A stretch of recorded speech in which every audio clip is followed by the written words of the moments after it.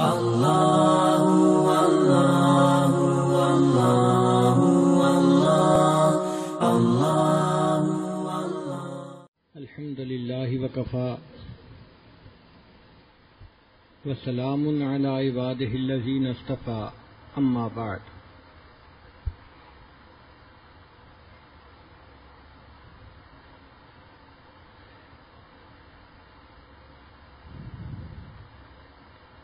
اشرم مبشرہ صحابہ میں سے ایک اور خوش نصیب صحابی حضرت عبد الرحمن بن عوف رضی اللہ تعالی عنہ. زمانہ جاہلیت میں ان کا نام تھا عبد الکعبہ. جب اسلام لائے تو نبی علیہ السلام نے ان کا نام عبد الرحمن رکھ دیا. یہ ان خوش نصیب لوگوں میں سے ہیں، 5 خوش نصیب لوگوں میں سے، جن کو سیدنا صدیق اکبر عنہ نے دعوت دی اور دار ارقم کے ابتدائی دور میں دین میں داخل ہوئے سابقین اولین میں سے بنے. یہ ان خوش نصیب لوگوں میں سے ہیں جن کو حضرت عمر رضی اللہ تعالیٰ عنہ نے اپنے بعد شورا کا ممبر بنایا کہ یہ خلافت کے اہل ہیں، ان میں سے کسی ایک کو مشورے کے ساتھ چن لیا جائے. تو 5 میں بھی تھے، 6 میں بھی تھے، 10 میں بھی تھے، اشرم مبشرہ میں سے بھی تھے. عام الفیل جس سال ابرہہ نے مکہ مکرمہ پہ حملہ کرنے کا ارادہ کیا تھا، اس سال میں یہ پیدا ہوئے تھے.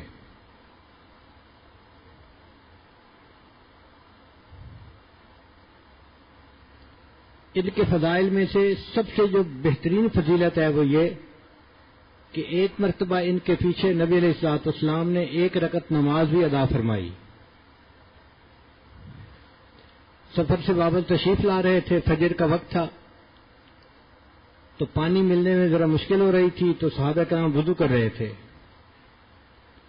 اب اسفار ہو رہا تھا، روشنی ہوتی جا رہی تھی، تو بعض صحابہ کرام نے سوچا ایسا نہ ہو کہ اللہ کے حبیب صلی اللہ علیہ وسلم کو وضو کرنے میں زیادہ دیر لگے اور ہماری نماز ہی نکل جائے، تو بہتر یہ ہے کہ ہم نماز پڑھ لیتے ہیں. انہوں نے عبد الرحمن بن عوف رضی اللہ عنہ کو کہا کہ آپ امامت کروائیں. چنانچہ عبد الرحمن بن عوف رضی اللہ عنہ نے امامت کروائی. جب دوسری رکعت میں تھے تو اللہ کے حبیب صلی اللہ علیہ وسلم بھی وضو کر کے واپس تشریف لائے اور آپ صلی اللہ علیہ وسلم نے نماز میں اقتدا فرما لی. جب صحابہ نے سلام پھیرا تو خوف زدہ ہو گئے کہ ہم سے کوئی بے ادبی نہ ہو گئی ہو. ہمیں چاہیے تھا کہ ہم اللہ کے محبوب صلی اللہ علیہ وسلم کا آنے کا انتظار کرتے. لیکن جب نبی علیہ السلام نے سلام پھیرا تو فرمایا سب تم نے ٹھیک کیا، تمہیں ایسے ہی کرنا چاہیے تھا. چنانچہ صحابہ کرام اس پر خوش ہو گئے اور عبد الرحمن بن عوف عنہ کو نبی علیہ السلام کی نماز کی 1 رکعت کی امامت کرنے کا شرف نصیب ہو گیا. ان کی شخصیت کی ایک خاص خوبی یہ ہے کہ اللہ نے ان کو بہت صاحب مال اور صاحب ثروت بنایا تھا، مگر اس کے باوجود ان کے اندر علم بھی تھا، خشیت بھی تھی اور بہادر بھی تھے. جب کسی بندے کے پاس مال آتا ہے تو اس کے ساتھ کچھ وبال بھی آتا ہے، اور کم سے کم وبال یہ ہے کہ بندے کا مرنے کو دل نہیں چاہتا. بھئی جس کی ہر ضرورت دنیا میں پوری ہو رہی ہو، مرضی سے کام ہو رہا ہو، وہ کیوں مرے گا؟ وہ تو چاہے گا میں زندہ رہوں، عیش کروں، کاریں ہیں، بہاریں ہیں، روٹی ہے، بوٹی ہے. تو موت سے اس کو ڈر لگتا ہے.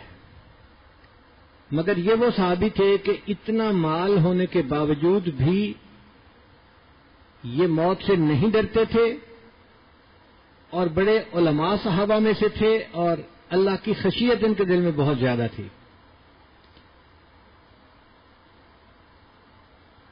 اسلام پر بے درے خرچ کیا انہوں نے، اور مال کا یہ حال تھا کہ جب ان کی وفات ہوئی تو ان کی وراثت کے سونے کو لکڑی کاٹنے والے کلہاڑے سے کاٹ کر تقسیم کیا گیا. اب آپ اندازہ لگا لیجئے کہ لکڑی کاٹنے والے کلہاڑے سے اگر سونے کو توڑنے کی ضرورت پیش آئے تو کتنا سونا ہوگا. گویا ان کی وراثت میں سونے کی اینٹیں موجود تھیں. چنانچہ ان کی 4 بیویاں تھیں، ہر بیوی کو 80,000 دینار آئے، ہر بیوی کو 1000 اونٹ ملے، ہر بیوی کو 300 گھوڑے ملے، 100 گھوڑے ملے اور 300 بکریاں ملی۔ اب آپ اندازہ لگائیے، 1000 اونٹ، 100 گھوڑے، 300 بکریاں، ان کی اپنی قیمت کتنی ہوگی؟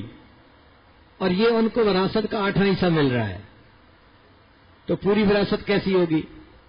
انہوں نے اپنی وفات سے چند دن پہلے وصیت کی کہ جتنے بدری صحابہ اس وقت موجود ہیں، میری طرف سے ان میں سے ہر ایک کو 400 دینار ہدیہ پیش کیا جائے۔ تو 400 دینار ہر صحابی کو ہدیہ پیش کیا گیا، اور اس وقت 100 صحابہ موجود تھے، تو 4 لاکھ درہم تو یہ بن گئے جو انہوں نے ایک ہی دن میں تقسیم کروا دیے، اور اتنا کچھ خرچ کرنے کے بعد ان کی وراثت اتنی بچی کہ بیویوں کو اتنا حصہ ملا۔ تو ان کے مال سے اللہ تعالیٰ نے اسلام کو بہت فائدہ پہنچایا۔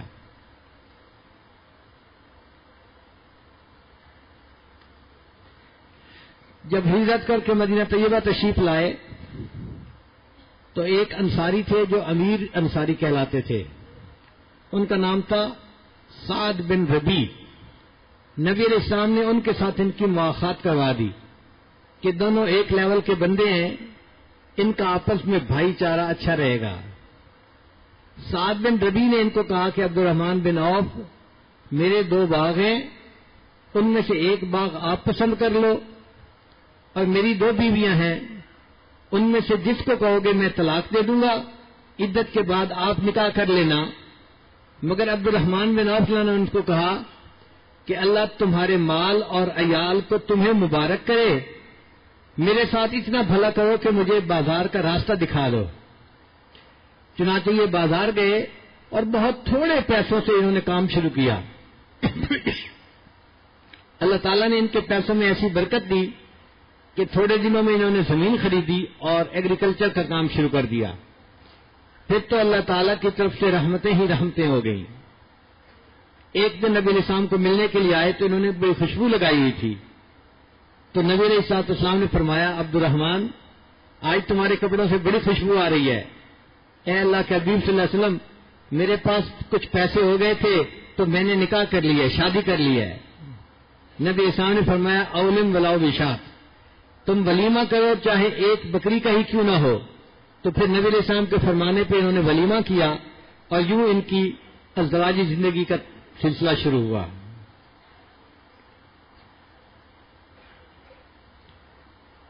فرماتے ہیں کہ نبی علیہ السلام نے مجھے برکت کی دعا دی، اور اس دعا کا اثر ایسا ہوا کہ میرا یہ گمان تھا کہ میں اگر زمین پہ پڑا ہوا کوئی پتھر اٹھاؤں گا تو اس کے نیچے سے مجھے سونا اور چاندی ضرور مل جائے گا۔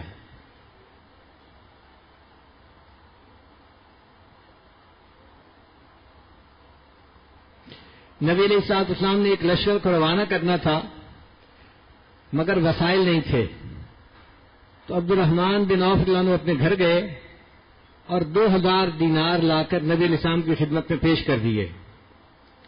نبی علیہ السلام بہت خوش ہوئے اور آپ نے فرمایا، عبد الرحمن، اللہ تیرے عطا کردہ مال میں اور باقی ماندہ مال میں بھی برکت عطا فرمائے، یعنی جو مال تو نے دیا ہے اس میں بھی اللہ برکت عطا فرمائے، اور جو باقی تیرے پاس بچ گیا ہے اللہ اس میں بھی برکت عطا فرمائے۔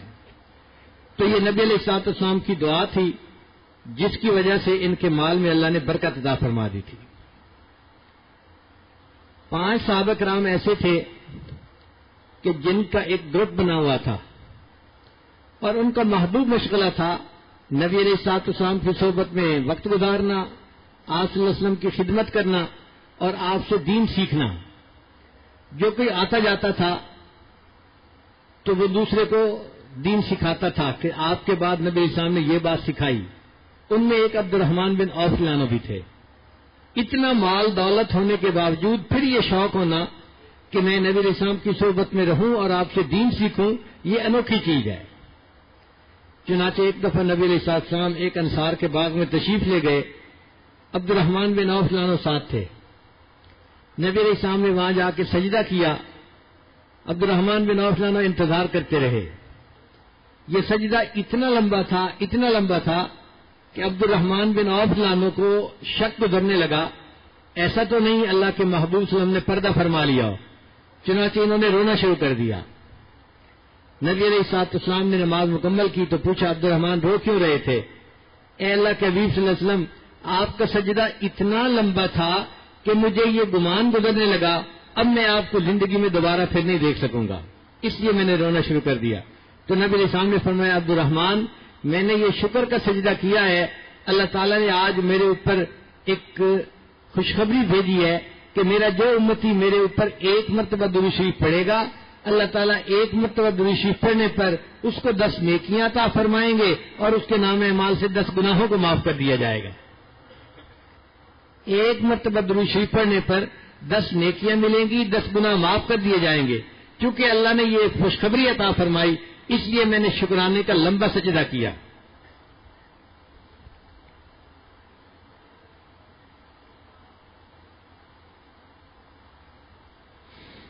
حارث رضی اللہ عنہ کہتے ہیں کہ احد کے میدان میں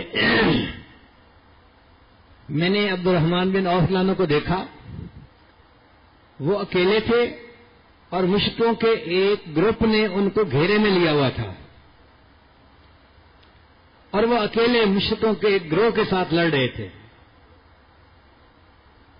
مجھے نبی علیہ الصلوۃ والسلام کی تلاش تھی، میں وہاں رکا نہیں، نبی علیہ السلام کی خدمت میں حاضر ہو گیا۔ نبی علیہ الصلوۃ والسلام نے مجھ سے پوچھا حارث تمہیں عبد الرحمن بن عوف کا پتہ ہے وہ کہاں ہے؟ میں نے کہا اے اللہ کے حبیب صلی اللہ علیہ وسلم میں نے ان کو پہاڑ کے دامن میں دیکھا ہے، دشمنوں کی فوج نے ان کو گھیرا ہوا تھا اور وہ اکیلے ان کے ساتھ لڑ رہے تھے۔ نبی علیہ السلام نے فرمایا حارث میری بات غور سے سننا کہ عبد الرحمن اکیلا نہیں، اللہ کے فرشتے بھی ان کے ساتھ مل کے لڑ رہے ہیں۔ حارث اللہ عنہ فرماتے ہیں کہ میں نے جب یہ خوشخبری سنی تو میں نے پھر نبی علیہ السلام سے اجازت مانگی، اے اللہ کے حبیب اجازت تو میں عبد الرحمن کا پتہ کر کے آؤں؟ فرمایا جاؤ۔ فرماتے ہیں جب میں پہاڑ کے دامن میں آیا تو میں نے دیکھا کہ وہ کافروں کا جو جم گٹا تھا وہ سب ختم ہو چکا تھا اور عبد الرحمن بن عوف رضی اللہ عنہ اکیلے نے سب کو بھگا دیا تھا۔ میں جب قریب پہنچا تو میں نے 7 کافروں کی لاشیں پڑی دیکھی۔ میں نے پوچھا عبد الرحمن ان سب کو آپ نے قتل کیا؟ تو عبد الرحمن بن عوف نے فرمایا کہ 2 کو میں نے قتل کیا ہے اور 5 کو کسی نادیدہ شخص نے قتل کر دیا ہے۔ میں نے کہا صدق رسول اللہ کے حبیب نے سچ فرمایا کہ آپ کے ساتھ مل کے اللہ کے فرشتے بھی لڑ رہے تھے۔ آپ ان کا اندازہ لگائیے کہ جن کے ساتھ اللہ کے فرشتوں کی مدد شامل حال ہو وہ کیسی عظیم شخصیت ہوگی۔ حضرت عمر رضی اللہ عنہ کی جب وفات ہونے لگی تو انہوں نے 6 آدمیوں کو منتخب کیا اور فرمایا کہ ان میں سے ہر بندہ خلیفۃ المسلمین بننے کے قابل ہے، ابھی آپس میں مشورے سے کسی ایک کو چن لیں اور اگر ان میں سے 3 ایک طرف ہوں 3 دوسری طرف ہوں تو عبد الرحمن بن عوف جس طرف ہوں گے اس کو خلیفہ بنایا جائے گا۔ چنانچہ وہ 6 کے 6 حضرات نے عبد الرحمن بن عوف لانوں کو اختیار دے دیا کہ جس کو آپ چن لیں گے ہم اس کے ہاتھ پر بیعت کر لیں گے۔ عبد الرحمن بن عوف لانوں نے اس کے بعد جتنے بدری صحابہ موجود تھے ان تمام سے مشورہ کیا، پوچھا کہ آپ کیا کہتے ہیں کس کو خلیفہ ہونا چاہیے؟ تو سب بدری صحابہ نے اپنا اپنا مشورہ دیا۔ آخر کے اوپر عبد الرحمن بن عوف نے سیدنا عثمان غنی عنہ کے ہاتھوں پر بیعت کر لی اور سارے مسلمانوں نے ان کی خلافت کو قبول فرما لیا۔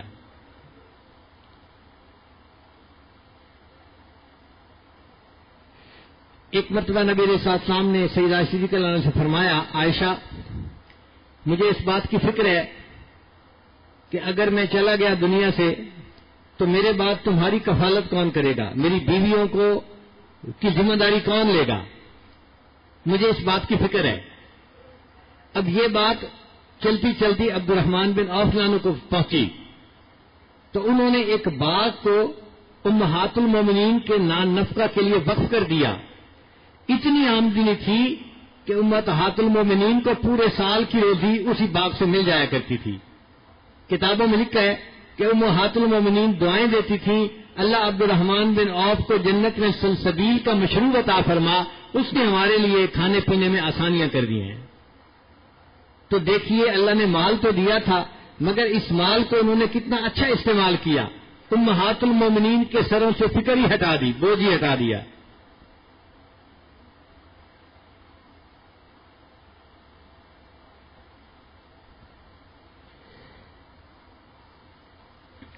ایک صحابی کہتے ہیں کہ میں عبد الرحمن بن عوف عنہ کے گھر گیا،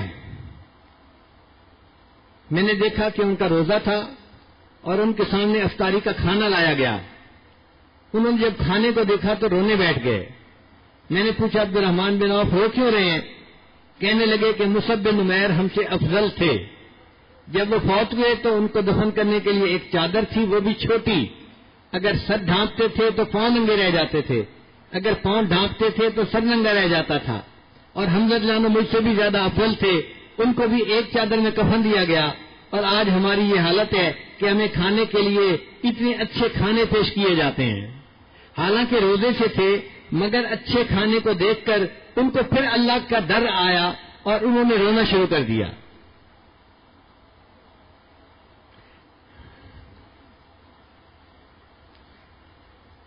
علمی شان اتنی بڑی تھی کہ حضرت عمر رضی اللہ عنہ ایک مرتبہ شام تشریف لے گئے، اور اس سفر میں عبد الرحمن بن عوف عنہ بھی ساتھ تھے۔ ایک جگہ پر پڑاؤ ڈالا تو پتہ چلا کہ شام میں طاعون پھیلا ہوا ہے۔ اب حضرت عمر عنہ مشورہ کرنے لگے ہمیں جانا چاہیے یا نہیں جانا چاہیے۔ کسی کو پتہ نہیں تھا کہ نبی علیہ السلام نے ایسی صورتحال کے بارے میں کیا فرمایا ہے۔ عبد الرحمن بن عوف نے کہا امیر المومنین، میں نے نبی علیہ السلام کی زبان پہلے ترجمان سے خود یہ سنا ہے، اگر کسی جگہ طاعون پھیلے اور تمہیں پتہ چلے تو تمہیں چاہیے کہ تم وہاں پہ نہ جاؤ، ہاں اگر پہلے سے وہاں موجود ہو تو پھر تمہیں وہاں سے باہر نہیں نکلنا چاہیے۔ تو آپ تو ابھی باہر ہیں، اس لیے آپ کا اختیار ہے۔ حضرت عمر نے ان کی بات کو سنا تو وہاں سے واپس مدینہ طیبہ تشریف لائے، اور اللہ نے ان ہستیوں کو طاعون سے محفوظ فرما دیا۔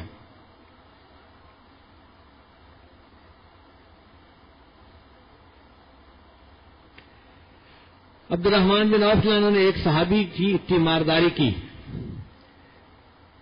وہ کہنے لگے کہ میں بیمار تھا، آپ کے تشریف لانے سے مجھے بہت خوشی ہوئی۔ تو عبد الرحمن نے ان کو ایک حدیث سنائی کہ نبی علیہ السلام نے ارشاد فرمایا میں رحمان ہوں اور میں نے صلہ رحمی کو اپنے نام سے نکالا ہے، جو بندہ صلہ رحمی کرے گا میں اسے جوڑوں گا، اور جو رشتے ناطے توڑے گا میں اس کو توڑ کر رکھ دوں گا۔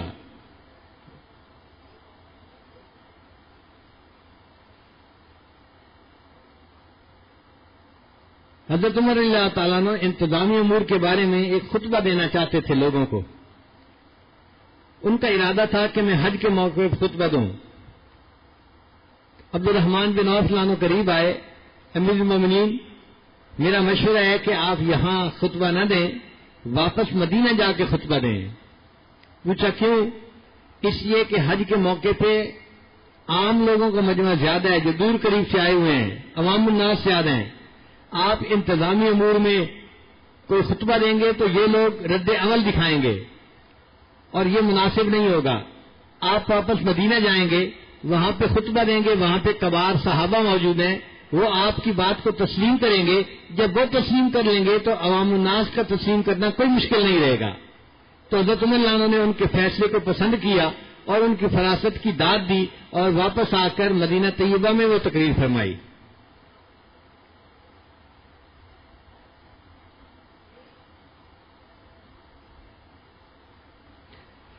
ایک مرتبہ حضرت عمر نے نماز پڑھائی اور نماز میں شک ہو گیا کہ 2 رکعتیں پڑھائیں یا 3 رکعتیں پڑھائیں۔ اس وقت تک یہ مسئلہ واضح نہیں ہوا تھا، حالانکہ عبداللہ ابن عباس جیسے بڑے عالم صحابی بھی وہاں موجود تھے۔ انہوں نے بھی کہا کہ میں نے رکعتوں میں شک پڑنے پر نبی علیہ السلام کی زبان سے کوئی بات نہیں سنی۔ تو عبد الرحمن بن عوف نے کہا کہ الحمدللہ میں نے نبی علیہ السلام سے سنا ہے اگر بندے کو شک پڑ جائے کتنی رکعتیں ہیں تو جو تھوڑی رکعتوں کی طرف دھیان جا رہے ہیں اس کو دل میں جما لے اور رکعتیں مکمل کر لے، اور پھر اس کے بعد سجدہ سہو کر لے، اللہ تعالیٰ نماز کی کمی کو پورا فرما دیں گے۔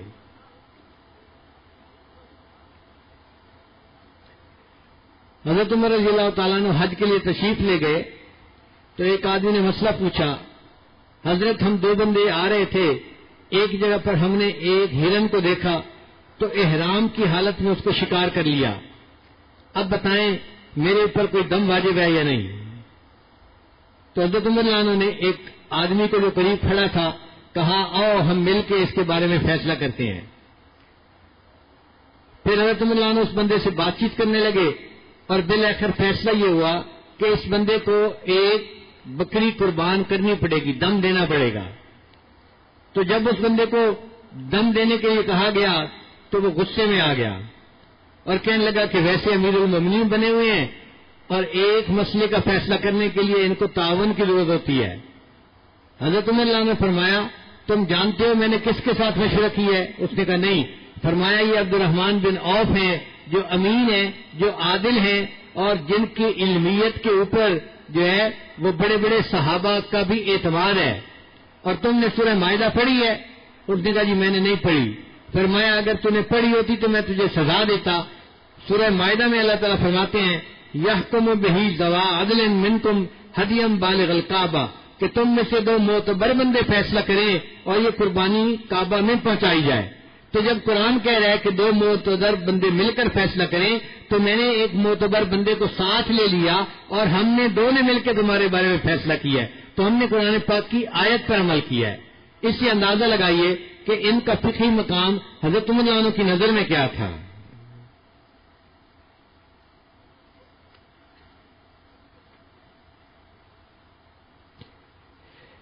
ایک مرتبہ حضرت عبد الرحمن بن عوف کا ایک قافلہ تجارتی مدینہ میں آیا جس میں 700 اونٹ تھے جو گندم غلے سے اور کھانے پینے کی اشیاء سے لدے ہوئے تھے۔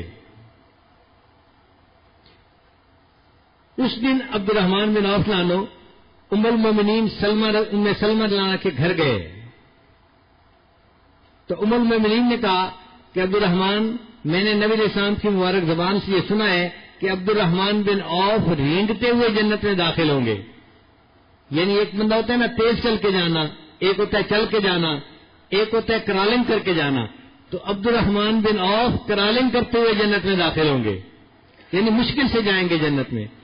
تو عبد الرحمن بن عوف لانو کے دل پر بڑا خوف سوار ہوا، پوچھنے لگے ام المومنین پھر مجھے کیا کرنا چاہیے کہ میرے لیے جنت میں جانا آسان ہو جائے؟ تو ام المومنین نے کہا کہ آپ کو اللہ نے مال دیا ہے، اپنے مال کو اللہ کے راستے میں خوب خرچ کرو۔ عبد الرحمن بن عوف نے یہ بات سنی، 700 اونٹ بمائے پورے ساد و سامان کے انہوں نے پورا کا پورا اللہ کے راستے میں خرچ کر دیا، غریبوں میں تقسیم کروا دیا۔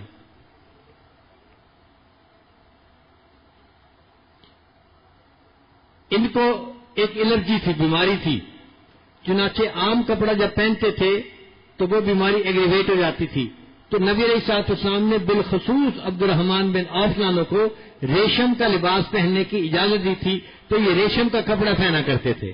نبی علیہ السلام نے ان کو خصوصی طور پہ اجازت دی تھی اور اس اجازت کی وجہ سے یہ ریشم کا کپڑا پہنا کرتے تھے۔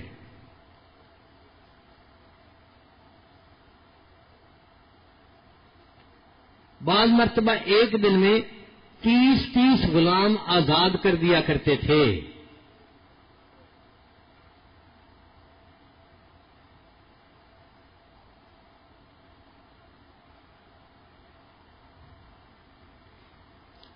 غزوہ تبوک کے موقع پر نبی علیہ الصلوۃ والسلام نے اعلان فرمایا کہ لشکر کے لیے سامان مال پیش کرو، تو عبد الرحمن بن عوف عنہ اتنا سونا لے کر آئے کہ اس سونے کو دیکھ کر حضرت عمر عنہ نے کہا کہ عبد الرحمن نے اچھا نہیں کیا، لگتا ہے یہ اپنے گھر والوں کو کنگال کر کے آ گیا ہے۔ یعنی حضرت عمر عنہ جیسی شخصیت جو ہے وہ یہ سوچنے لگے کہ اتنا سونا یہ لے کے آ گیا ہے، اس نے اپنے گھر والوں کے لیے پیچھے کچھ نہیں چھوڑا، سب کچھ اس نے اللہ کے راستے میں لٹا دیا ہے۔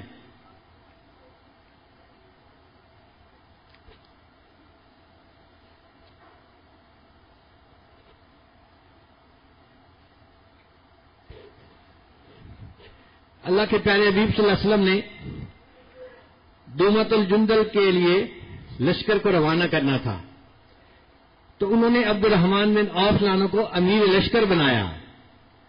حدیث مبارکہ میں آتا ہے کہ نبی علیہ السلام نے انہیں بلایا اور بلا کر اپنے ہاتھ سے ان کے سر کے اوپر امامہ باندھا. خود نبی علیہ السلام نے ان کے سر کے اوپر امامہ باندھا اور ان کے ہاتھ میں جھنڈا پکڑایا اور ان کو فرمایا کہ عبد الرحمن تم جاؤ اور قبیلہ کلب کے سامنے پہلے اسلام پیش کرنا، اور اگر وہ اسلام قبول کر لیں تو ان کے جو سردار کی بیٹی ہے اس کے ساتھ تم نکاح کر لینا. یہ نبی علیہ السلام کی عجیب حکمت عملی تھی کہ آپ صلی اللہ علیہ وسلم نے مختلف قبیلوں کو جو دشمن تھے قریب کرنے کے لیے یہ معاملہ فرمایا تھا کہ جو قبیلے جو پر فتح ہوتی تھی اس کے سردار کی بیٹی سے خود نکاح فرما لیتے تھے. تو کیا ہوتا تھا کہ قبیلہ نبی علیہ السلام کے ساتھ رشتہ داری کے رشتے میں منسلک ہو جاتا تھا، پھر اس کے بعد وہ مسلمانوں کے خلاف تلوار نہیں اٹھاتا تھا. اس لیے نبی علیہ السلام نے جو مختلف شادیاں فرمائیں اگر آپ غور کریں تو ان شادیوں میں یہی حکمت تھی. ہر شادی کے بدلے ایک ایک قبیلہ ہمیشہ کے لیے مسلمانوں کا دوست بن گیا اور انہوں نے لڑنا بند کر دیا. جب خیبر فتح ہوا تو نبی علیہ السلام نے صفیہ رضی اللہ تعالیٰ عنہ سے نکاح فرمایا. یہ ان کے بادشاہ کی بہو تھی، شہزادے کی بیوی تھی، اور اس کے بعد پھر آخری وقت تک یہودیوں نے دوبارہ نبی علیہ السلام سے جنگ نہیں کی. تو یہ کامیاب پالیسی نبی علیہ السلام نے عبد الرحمن بن عوف لانو کو بھی بتائی. اللہ کی شان کے قبیلہ مسلمان ہو گیا اور عبد الرحمن لانو نے اس قبیلے کے سردار کی بیٹی سے نکاح کیا اور اللہ نے ان کے بطن سے ان کو ایک بیٹا بھی عطا فرمایا. سیدنا عمر لانو نماز فجر کی امامت فرما رہے تھے تو فیروز نامی ایک شخص نے حضرت عمر لانو پہ حملہ کیا جس سے وہ شہید ہو گئے. تو جب عمر لانو زخموں کی وجہ سے گر گئے تو ان کے پیچھے عبد الرحمن بن عوف لانو کھڑے تھے. آپ اندازہ لگائیے اتنا مال ہو اور پھر انسان پہلی صف کا نمازی ہو، یہ عجیب چیزیں نہیں ہیں دو. ورنہ عام طور پر دیکھا ہے کہ جن کے پاس فراخی ہوتی ہے وہ عبادت کے اندر سستی کرتے ہیں، آتے بھی ہیں تو پچھلی صفوں میں کھڑے ہوتے ہیں. لیکن عبد الرحمن بن عوف لانو نے دین اور دنیا کو اس طرح اکٹھا کیا کہ ایک طرف تو اتنے مالدار تھے اور دوسری طرف امام کے پیچھے پہلی صف میں نماز پڑھنے والے تھے. چنانچہ جب حضرت عمر لانو گر گئے زخمی ہو کر تو عبد الرحمن بن عوف لانو نے امامت شروع کی اور انہوں نے پہلے نماز مکمل کروائی اور پھر اس کے بعد حضرت عمر لانو کو اٹھایا. اس سے نماز کی اہمیت کا اندازہ لگانا چاہیے کہ امیر المومنین خون نکل رہا ہے، تڑپ رہے ہیں، اور قوم پہلے نماز مکمل کرتی ہے بعد میں امیر المومنین کو اٹینڈ کرتی ہے.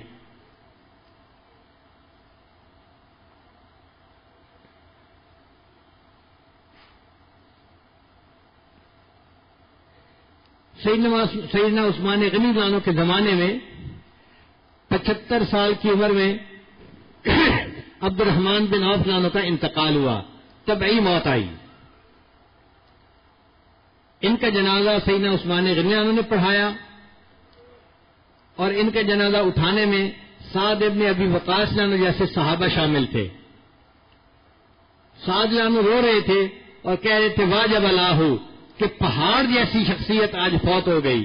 جب جنازے کو قبر کے قریب رکھا گیا تو حضرت علی عنہ نے قریب کھڑے ہو کر فرمایا اذهب یا ابن عوف ادرکتا صفوہا وسبقتا ذلتہا. عبد الرحمن بن عوف جا، تو نے دنیا کا صاف حصہ پا لیا اور جو گدلا تھا اس کو تو نے چھوڑ دیا. یعنی اللہ نے تجھے اتنا مال دیا تھا مگر تو نے دین کو قبول کر لیا اور جو دنیا کی مال و زینت تھی اس کو چھوڑ دیا، اختیار چھوڑ دیا.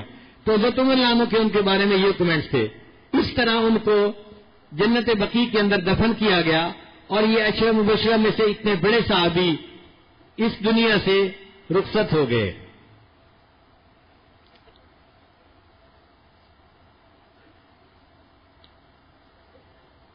انجم نیازی صاحب ان کے بارے میں شعر فرماتے ہیں امامہ آپ کے سر پر سجایا کملی والے نے،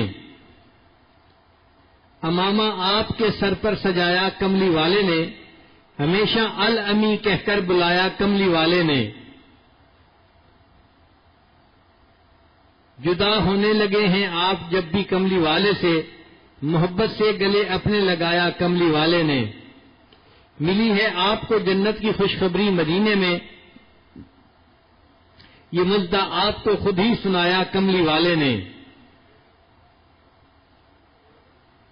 ملی ہیں آپ کے ہاتھوں سے خیراتیں زمانے کو، خزانے بانٹنے والا بنایا کملی والے نے، رہا کھٹکا نہ کوئی آپ کو دین اور دنیا میں، غم دنیا و عقبہ سے چھڑایا کملی والے نے، کسی مشکل سے مشکل امتحان کا بھی نہیں خطرہ، سبق ایسی مہارت سے پڑھایا کملی والے نے۔ اللہ کے حبیب صلی اللہ علیہ وسلم نے اپنا ایک ایسا شاگرد تیار کیا کہ قیامت تک آنے والے امیر لوگ اگر دین پر چلنا چاہیں گے تو ان کی زندگی میں عبد الرحمن بن عوف کی مثال سامنے رہے گی۔ اللہ تعالی ہمیں ان کے نقش قدم پر چلنے کی توفیق عطا فرمائے اور آخرت میں ان کے قدموں میں اللہ ہمیں بھی جگہ عطا فرمائے۔ وآخر دعوانا ان الحمد للہ رب العالمین۔